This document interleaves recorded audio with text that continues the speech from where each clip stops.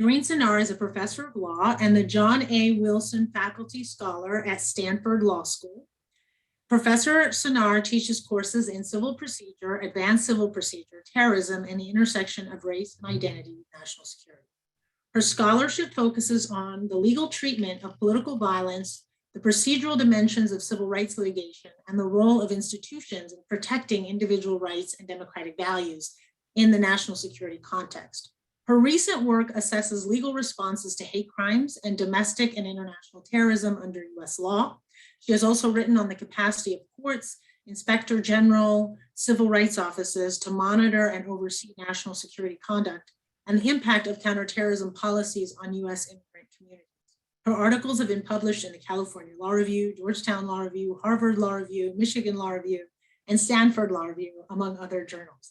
In 2017, she was the co-recipient of the inaugural Mike Lewis Prize for National Security Scholarship for her article, The Law Story of Iqbal, which I highly recommend to everyone to read.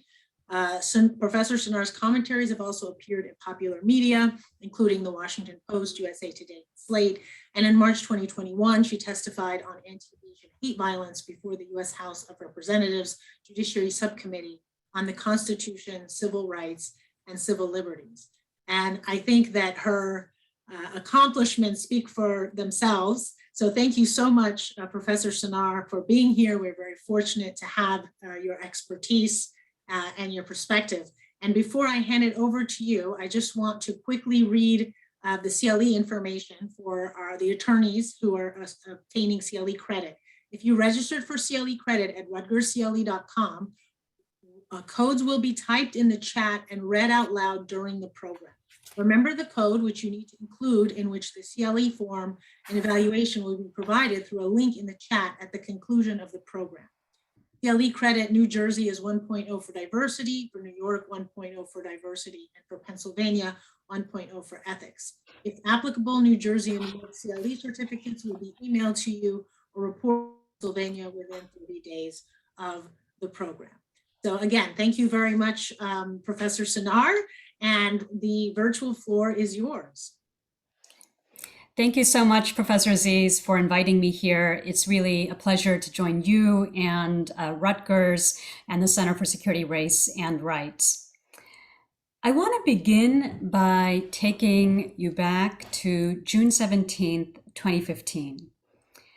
On that day, a young white supremacist shot dead 9 African-American worshipers in Charleston, South Carolina, after sitting with them in a Bible study at the historically Black Mother Emanuel Church. He said he did so in order to instigate a race war, and soon afterwards, a racist manifesto that he had written appeared online alongside pictures of him flanked by a Confederate flag. And the incident evoked a long and horrifying history of white supremacist violence directed especially against Black communities. Surprisingly, in the aftermath of the Charleston mass shooting, some political officials, including then FBI Director James Comey, described the incident as an apolitical act, as an act of a lone depraved individual. Senator Lindsey Graham of South Carolina infamously described the shooter as, quote, one of those whacked out kids. And that response justifiably created backlash. Many commentators said that that act should be labeled and charged as terrorism to signify its political nature and the systematic nature of white supremacy. They pointed out that a Muslim or Black or brown perpetrator would immediately have been designated a terrorist. In fact, many argue that recognizing the Charleston church massacre as a hate crime was not enough because it did not capture fully the political nature of the violence or adequately condemn it. Over the next couple of years, a succession of high-profile acts of white supremacist violence occurred in places like Charlottesville, the Tree of Life Synagogue in Pittsburgh, and at an El Paso Walmart frequented by Latinx people. And after each of these incidents, the media and policymakers asked, is this a hate crime or is this terrorism? And increasingly, there were calls not just to label these incidents as terrorism, but to enact a new set of laws or surveillance powers to bring the treatment of domestic terrorism, as it was called, more in line with what was typically termed international terrorism. In other words, to replicate features of US terrorism laws applied to Muslims since September 11th. And these calls to ratchet up the legal treatment of domestic terrorism have just gained more traction since the storming of the Capitol this past January. In this talk, I want to take us above the current policy debates over domestic terrorism to address at a higher level how we think about white supremacist violence. I want to explore how the categories of hate crimes and terrorism became so dominant in our culture and our law, so that they now seem to provide alternative frames for conceptualizing white supremacist violence. And I will argue that it matters how we frame political violence. The frames of hate crimes and terrorism diverge considerably in their legal, cultural, and political implications.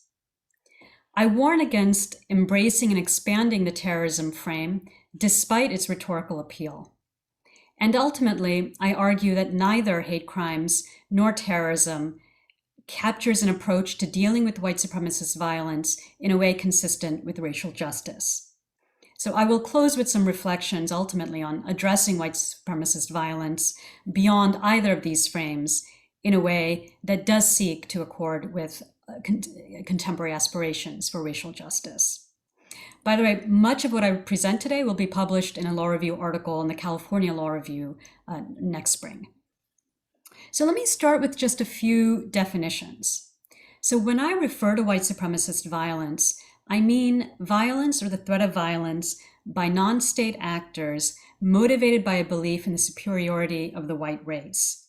So that includes not just mass shootings as in Charleston or Pittsburgh, but also what we might think of as lower level acts of violence, such as physical assaults or intimidation aimed at driving out non-white people moving into historically white neighborhoods.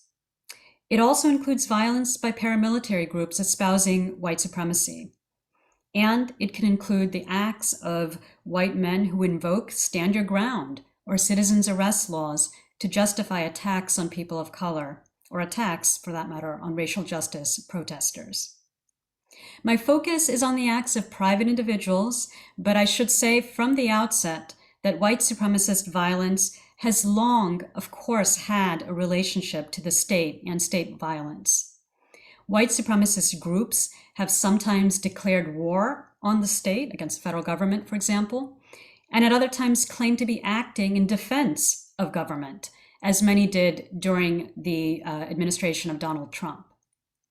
Either way, there are often linkages between both the ideologies and the people within white supremacist groups and state institutions like the US military and law enforcement agencies. Researchers and security agencies agree now that far-right violence and white supremacist violence in particular presents an urgent threat.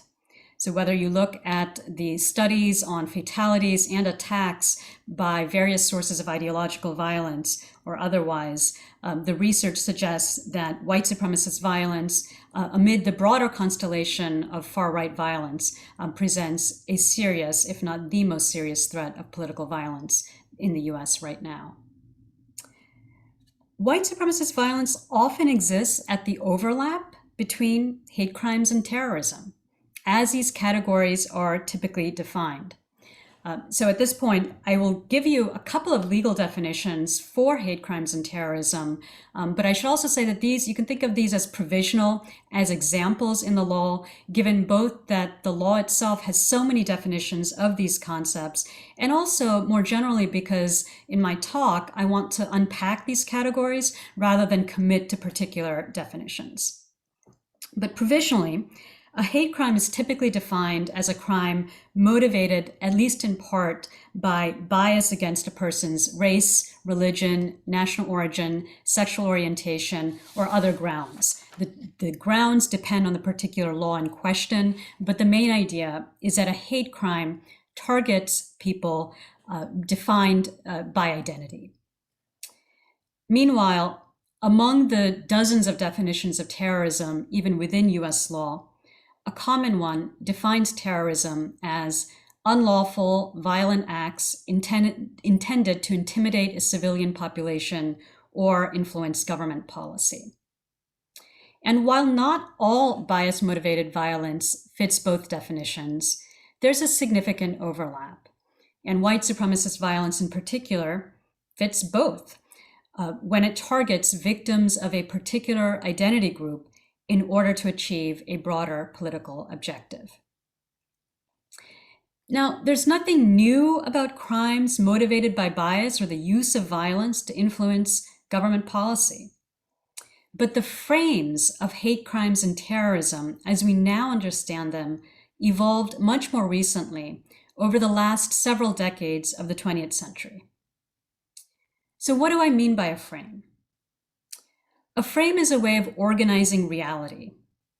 As scholars in disciplines including sociology, psychology, communication studies, and public policy have studied for a few decades now, people don't typically understand complex problems simply through their objective features. Rather, we understand them through categories constructed over time by political leaders, legal actors, the media, and social movements. A frame, as I define it, defines and responds to a social problem through a particular set of laws, policies, government practices, and social understandings. Once frames take hold, they have power because we interpret problems through their limits and through their proposed remedies. They're not inevitable, they're not permanent, but they influence our understanding and our responses. The hate crimes frame came about beginning in the 1980s as a result of civil rights advocacy by communities that felt unprotected from violence targeting their members. But it also came about against a backdrop of law and order politics and the conservative backlash to civil rights. We see that in the form that hate crimes legislation took. And here I draw in part on the work of sociologists and legal scholars, including Terry Maroney, Valerie Jennis, and Riken Grattet, and Eli Aronson. Hate crimes laws typically operate by lengthening the prison sentence of a person who's convicted of a crime when you can prove that they were motivated by bias. So for instance, if the typical sentence for a physical assault is 3 years, a hate crimes enhancement might lengthen that sentence to 6 years. The focus on hate crimes laws has emphasized individual responsibility for hate violence and criminal punishment as the response. These laws gained traction partly because they allowed political leaders to support civil rights and to be tough on crime at the same time. In some respects, hate crimes laws ironically de-emphasized ideology and historical subordination. Largely because of the Supreme Court's approach to free speech and equal protection doctrines, these laws drew a sharp line between actual crimes and hate speech and treated all acts of bias the same without regard to whether the perpetrators belonged to dominant communities or subordinated ones. The terrorism frame emerged a decade earlier, beginning in the 1970s, largely in response initially to acts of transnational political violence by Palestinians seeking an independent state.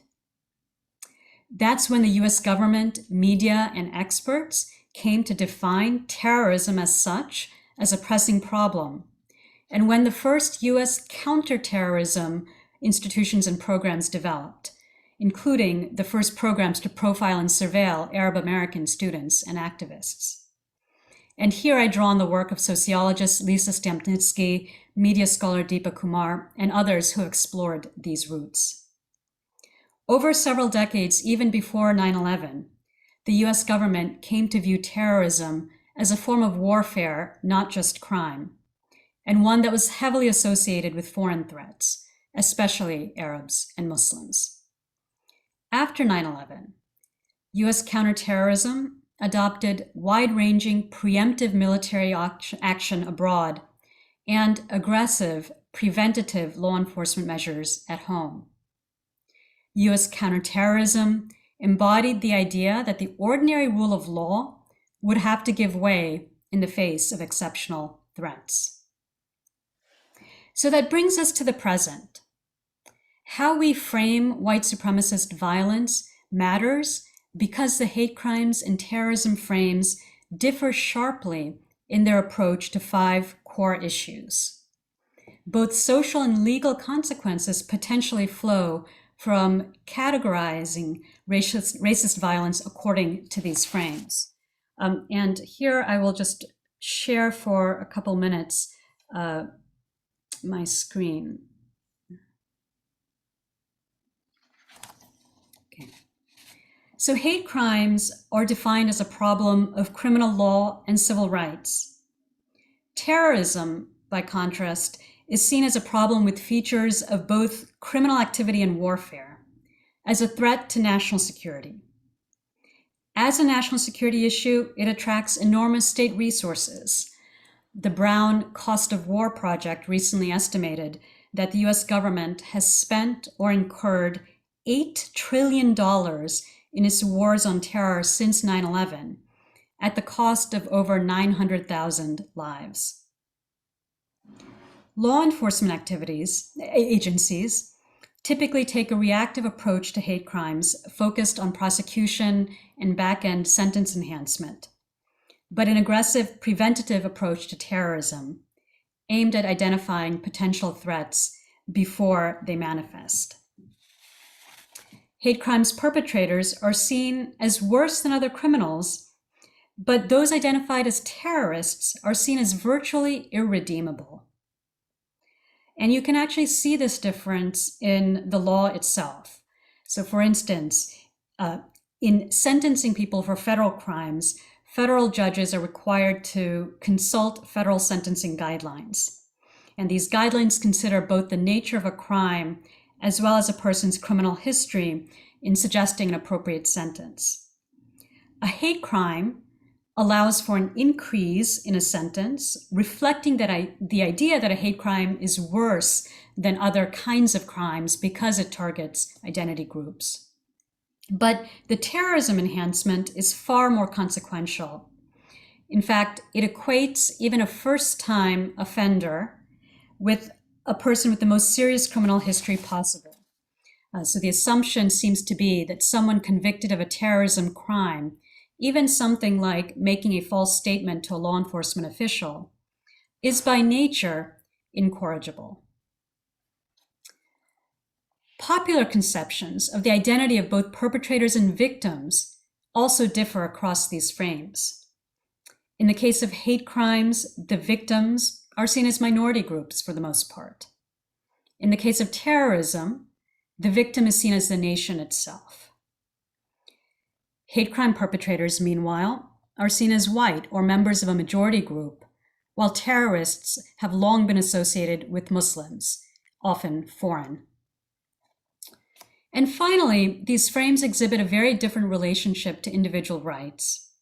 Courts have long restricted hate crimes laws to protect the free speech rights of perpetrators, whereas the Supreme Court has proven willing to bypass ordinary First Amendment protections and other individual rights when it comes to terrorism. In fact, courts often fail even to address the merits of legal challenges to counterterrorism policies because of this idea that courts should defer to the executive branch when it claims to act in the name of national security. And just this morning, as some of you may know, the Supreme Court is hearing a challenge to the surveillance of Muslim communities in Southern California, in which the government invoked state secrets in an attempt to quash that legal challenge. So to be clear, the move to frame white supremacist violence as terrorism will not automatically generate all of these consequences. And that's both because there are existing legal constraints to the treatment of domestic terrorism that differentiate those tools from those that have been applied to what's been conceptualized as international terrorism. And even more significantly, the racial and political identity of white supremacists will insulate that group from some of the harshest elements of the traditional terrorism frame. Nonetheless, we can expect that the move to frame white supremacist violence as terrorism will push it further towards the features of the terrorism frame.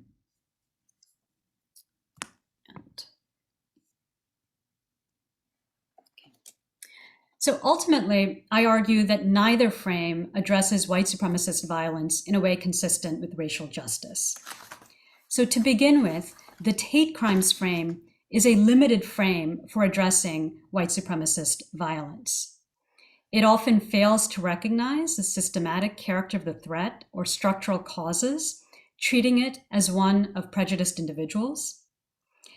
The hate crimes frame has never had or generated the level of prioritization or resource allocation as we would want. It is oriented only at after-the-fact enforcement of criminal law, and it minimizes pathologies in the criminal justice system in focusing on enhancing prison terms as the primary response. While the terrorism frame appears to provide the degree of stigma, urgency, and systematic perspective on the threat, there are significant risks with adopting that frame, especially when it comes to enacting new legal powers for security agencies or law enforcement. And these are the sorts of concerns that have led hundreds of civil rights groups and community organizations across affected communities to oppose the creation of a new domestic terrorism charge. So first, once you define a problem as terrorism, as national security, you shift power to the agencies and experts that have developed to address terrorism and national security. But those institutions are already secretive, often unaccountable, and detached from communities of color. There's been a lot of conversation in discussions of police reform in the criminal justice system, of shifting power to communities most affected. But the move to frame white supremacist violence as terrorism goes in the opposite direction. It not only empowers security agencies, but also a private terrorism consulting industry that anoints people as experts, often despite little expertise or independence. Second, once you frame a problem as terrorism, you invite a counterterrorism response. But current counterterrorism programs have built in a mentality of focusing on prevention without regard to its costs, at least with respect to violence by Muslims. Over 1 million people languish on terrorist watch lists that are based on a vague and exceedingly low threshold for suspicion, and that provide very few ways of extracting oneself from these lists. Sting operations directed at young men often provide financial, emotional, and psychological pressure, inducing individuals to support terrorist activities, raising the concerns that these individuals would never have actually acted in the absence of government intervention. So law enforcement agencies in using these programs understate the harm of preventative policies on individuals, on communities, and on democracy, and overestimate their ability to identify true threats from much larger groups of people. In my view, we need to rein in programs like the terrorist watch lists or the use of sting operations premised on the possibility of a future threat, not expand them. And third, while political and racial dynamics will insulate white supremacists from some aggressive counterterrorism measures, other racial groups will not likely benefit from that same protection. Historically, the harshest security measures have fallen on racial minorities and those perceived as contesting the dominant racial or socioeconomic order.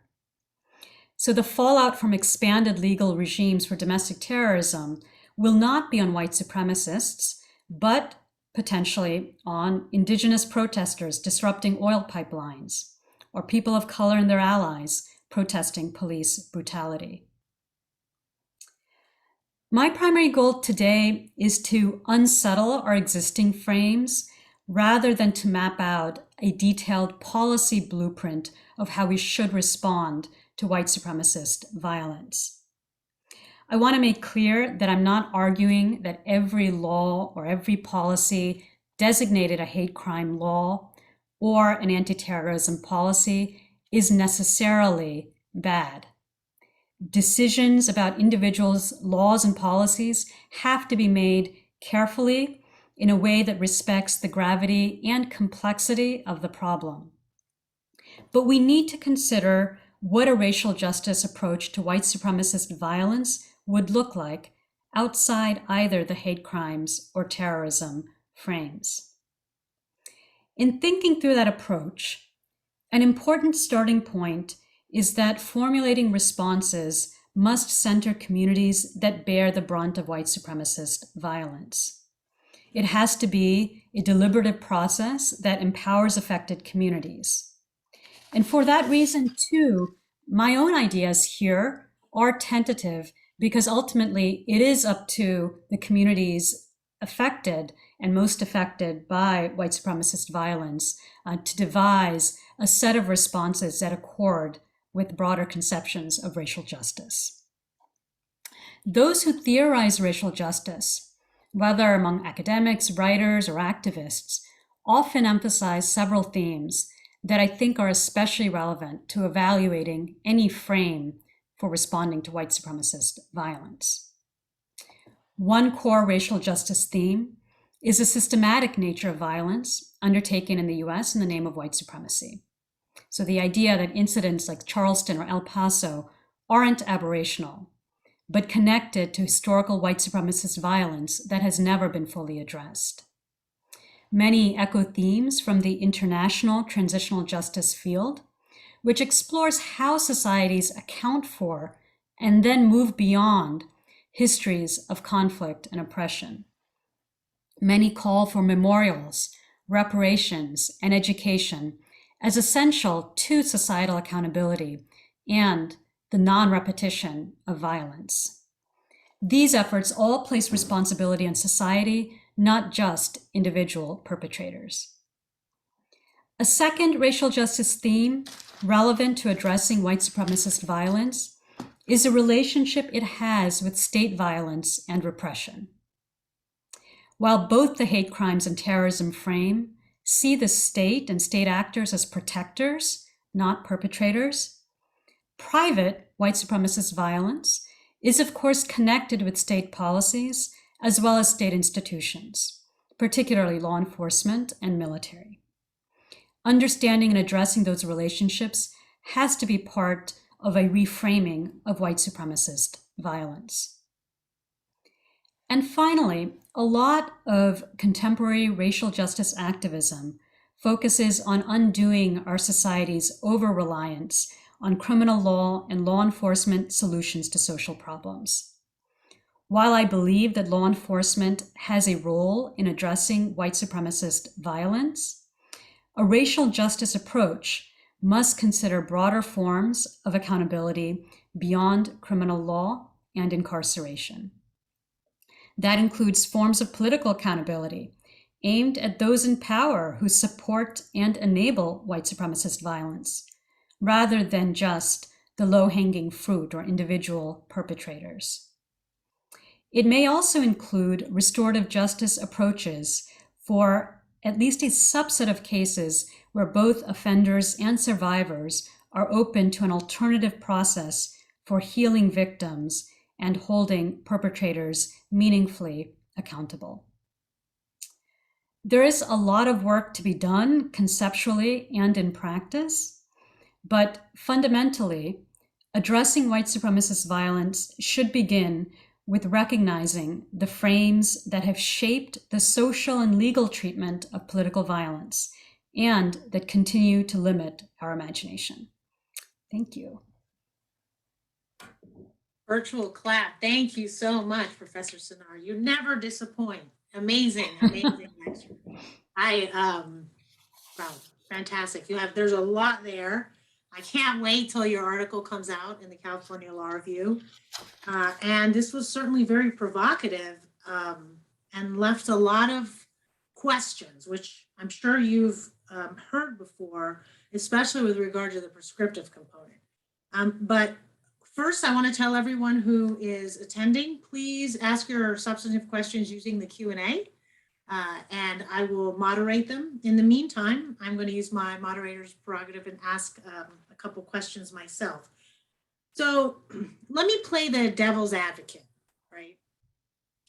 And kind of make a few points, and I'm curious to know what you think. So one is, there is the argument of the convergence of interest, which is, the Derek Bell convergence of interest is, if we can create a scenario that makes it just as high stakes for white people or white perpetrators of politically motivated violence as it is for Muslim perpetrators of politically motivated violence, that may then, through the political system, by virtue of them being in the majority, cause them to see why terrorism laws are so problematic and how they can, in fact, infringe on religious freedom, First Amendment rights, speech, association.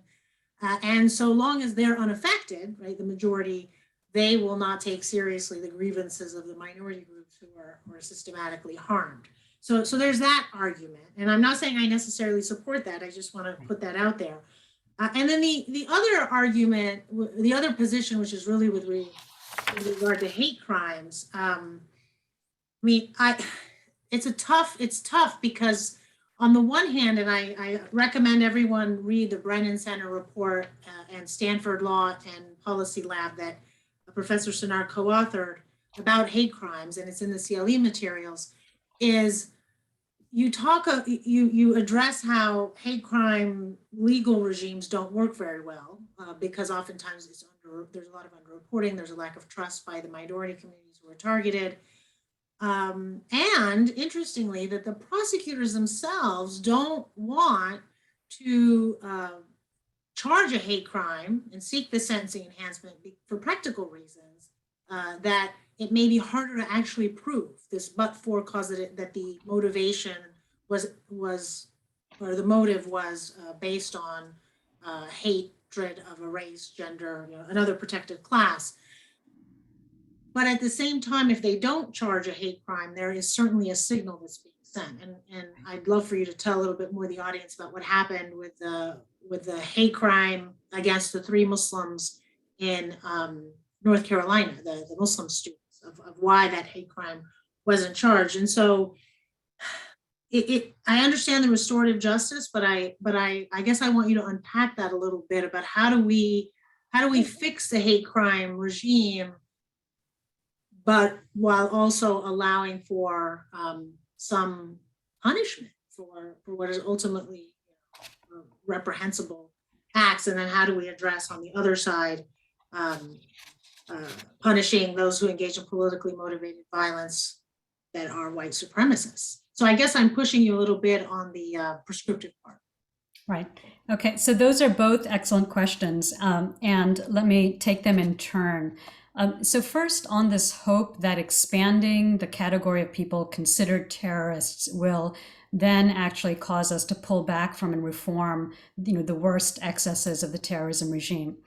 I think that is a hope, and the hope comes from this sense that, which is actually supported by social psychology evidence and so forth, that the very punitiveness of the current regime comes from the fact that it is targeted at a community, a minority community, a community that's considered an other, an outsider, Muslims, and that perhaps if we were to broaden that category of people affected, we can thereby convince people to rethink some of the programs that have been used. And my reason for skepticism about that actually happening, I think, theoretically we might see that as a possibility, is in part because when you have a political discourse focused on a new threat and on countering that threat, when in a moment when the concern is about whether it's white supremacist violence or other forms of right-wing violence, when we've had incidents like the mass shootings and the massacres and the invasion of the Capitol, the political impetus is towards expansion. So especially in political moments when the drive is towards is focused around a perceived emergency, it's not a moment in which arguments about restraint and reform tend to carry a lot of weight. So it's the emergency nature of the framing, not just now, but typically the framing around crime policy, security policy in general.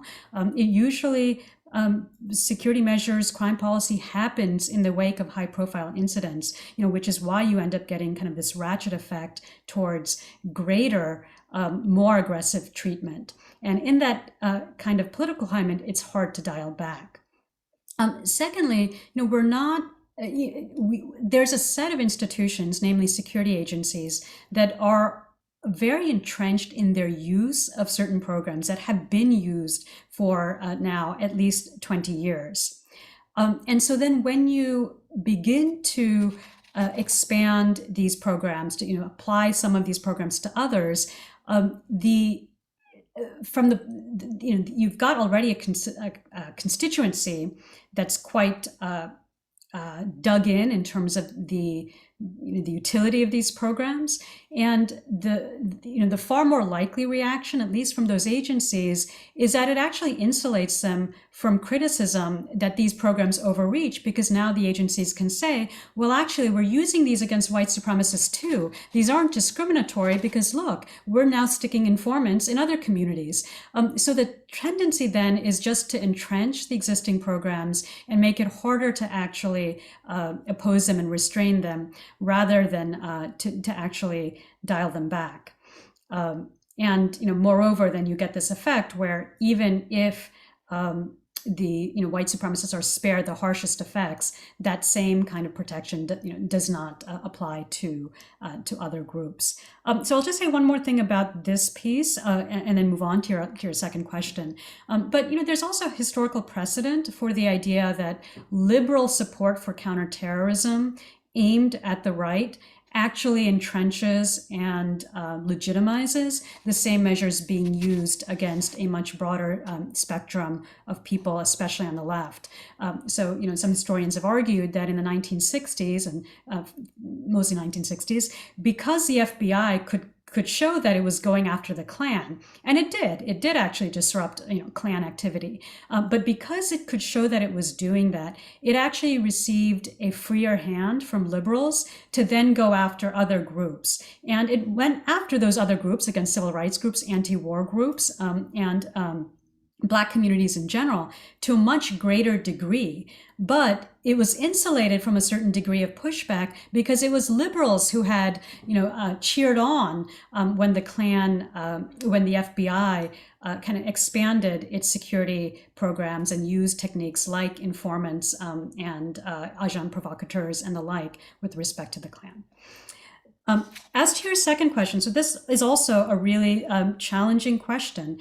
And, so the question broadly is, what do we do about hate crimes responses when it often matters a lot to the victims of hate crimes that the crime is acknowledged as proceeding from bias, right? So in the case of the 3 young people killed in North Carolina, several years ago, when government agencies came off right off the bat and said, no, this is a parking dispute. It's not anything broader than that, right?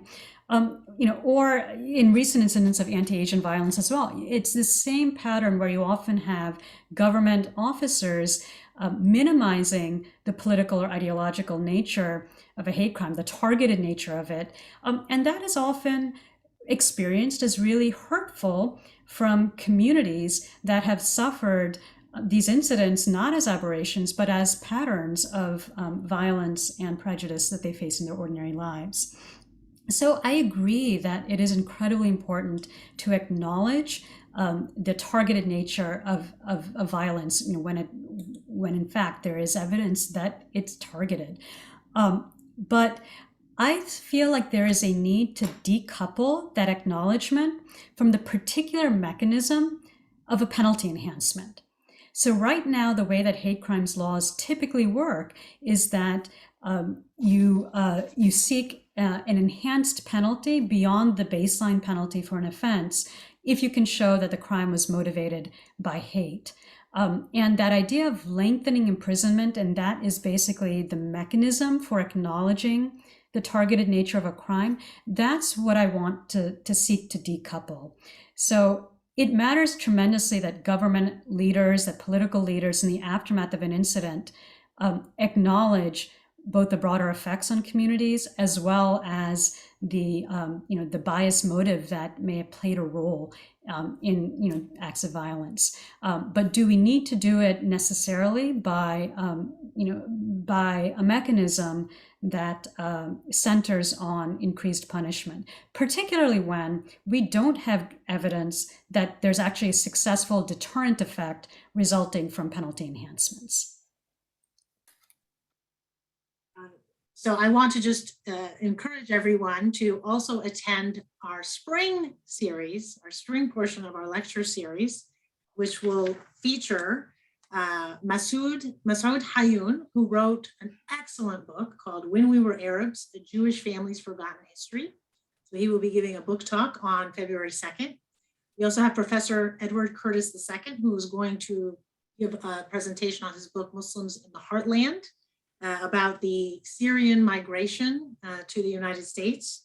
And on March 30th, so Professor Curtis will be on March 8th, and on March 30th, we have the wonderful, brilliant, engaging Dalia Mogahed, who is the Director of Research at the Institute for Social Policy and Understanding, and she's going to give a presentation on Muslim contributions to American prosperity. And as you may know from ISP's work, they are heavily empirical, and so it'll be an opportunity to really look at the facts in, again, desecuritizing Muslim identity. Now, today we are again so lucky to have Professor Sinnar. I think we got some fabulous questions, we got some fabulous comments. And so I wanted to just end by asking you and giving you an opportunity to give closing remarks about how do you think we should change the framing of how we address terrorism? To what extent are we learning a lesson here from how Muslim communities, African American communities, many other communities who have been targeted by this national security framing, right? But at the same time, this very urgent, though not novel and not new, political crisis of white supremacist knowledge. So what do you, in terms of the framing, how do you think we can at least start thinking about moving forward in dealing with domestic terrorism? And of course, feel free to add any other concluding remarks you'd like to make. Yeah. Yeah, well, I think I would go back to the idea that racial justice and the pursuit of racial equality, not just in terms of formal legal outcomes, but in terms of the actual experience of, not in terms of formal legal equality, but in terms of outcomes for communities, has to be the heart of how we think about terrorism, political violence, national security, and without regard to which group we're talking about. In all of these cases, political violence has to embrace notions of racial justice kind of at the heart. So that is, my, I guess, primary message for a reframing. I think we're at a point 20 years after 9/11 where there is some interest in rethinking aspects of counterterrorism. And I don't think this has gone far enough. And I think the move, as I've argued, to apply counterterrorism to new communities, is a step in the wrong direction. But there is some openness to the idea now that perhaps some aspects of this 20-year global war on terror and its domestic side have harmed communities. And so I think we need to capitalize on that, and without expanding and entrenching counterterrorism, use it as a moment to rethink, reconsider, and rein in those aspects of the contemporary counterterrorism apparatus. And in the process, we need to rethink national security and its focus both on the nation and on its focus on the nation as a unit of analysis, and move towards a framework that centers human security So this is a good moment to do that, and whether it is in addressing white supremacist violence or other forms of ideological violence, bringing back the human-centered approach and an approach that centers on racial justice with respect to communities, has to be the starting point of that broader rethinking. Thank you so much. Again, virtual clap. I wish we were all in the same room. We're so grateful. Thank you, Professor Sinnar.